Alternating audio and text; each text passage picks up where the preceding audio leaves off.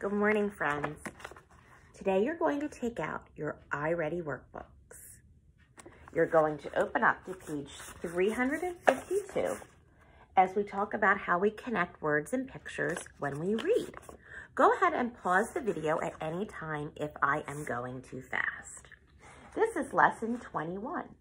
And in lesson 21, we're going to read stories with pictures and think about how the words and the pictures go together to tell us a story. Use information from the pictures and words in a story to help you better understand the character, setting, and plot. Read words and pictures or illustrations. Work together to help you better understand what happens in a story. They can give you details about the setting or where the story takes place. Words and pictures help you know what the characters are like. They also help you understand the plot or what is happening in the story. Read the sentences and look at the illustrations. What do the pictures tell you that the words do not? So let's take a look here at picture number 1. Here are the words. Here's the picture. "I don't want to go on the roller coaster," said Allison. "Oh, come on," said her mom. "It'll be fun." And picture number 2. As it turned out, her mom was right. Sort of. Take a look at those two pictures. If you take a look at the chart here that we have on page 353. Picture 1 and picture 2, what the sentence tells us.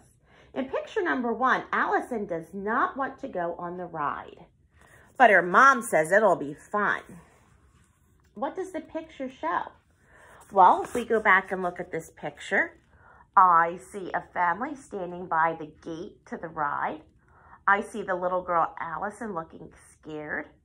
I see her parents looking excited. I see a fun roller coaster.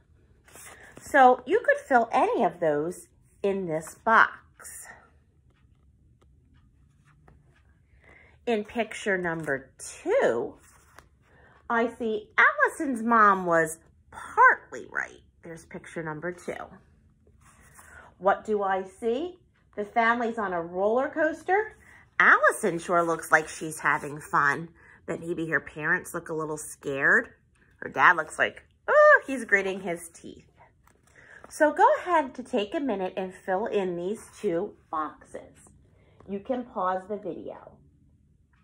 And you can think about the pictures and how words and pictures go together to help you understand what's happening.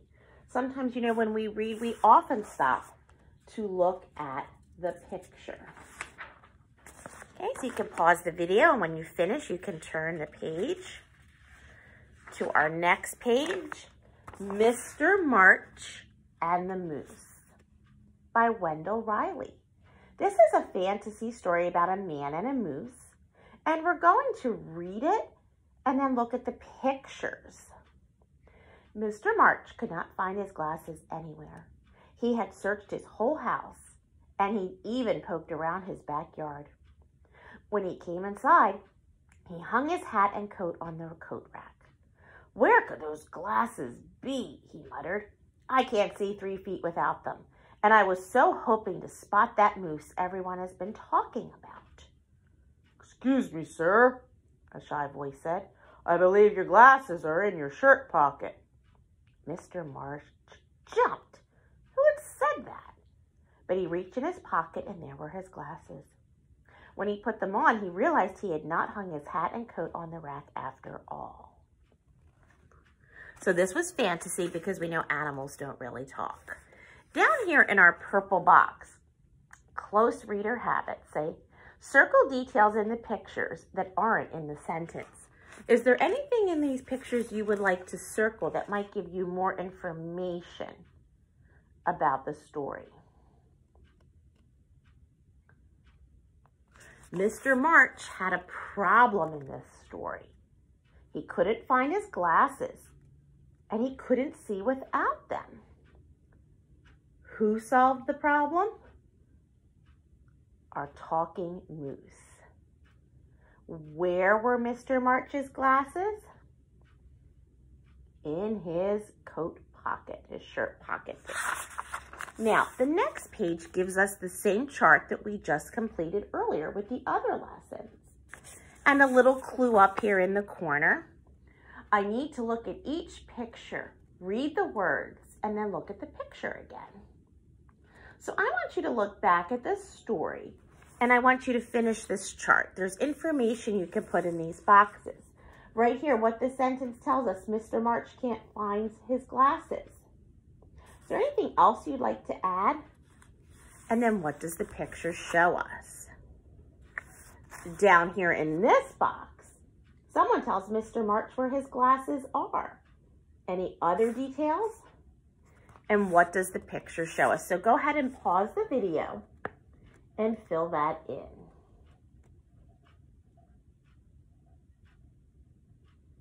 What you might have said was, in this box, when he comes back inside, he hangs up his hat and coat. The moose's head pokes through the window in the picture. He did not hang his coat and hat on the rack, but what we see in the picture is the moose smiling. The coat and hat are on the moose's antlers. Okay. Then at the bottom it says short response. What does Mr. March find out once he puts his glasses on? How do the words and pictures help you understand this? You're going to flip over to page 358, answer that question, and discuss with your class or with someone at home.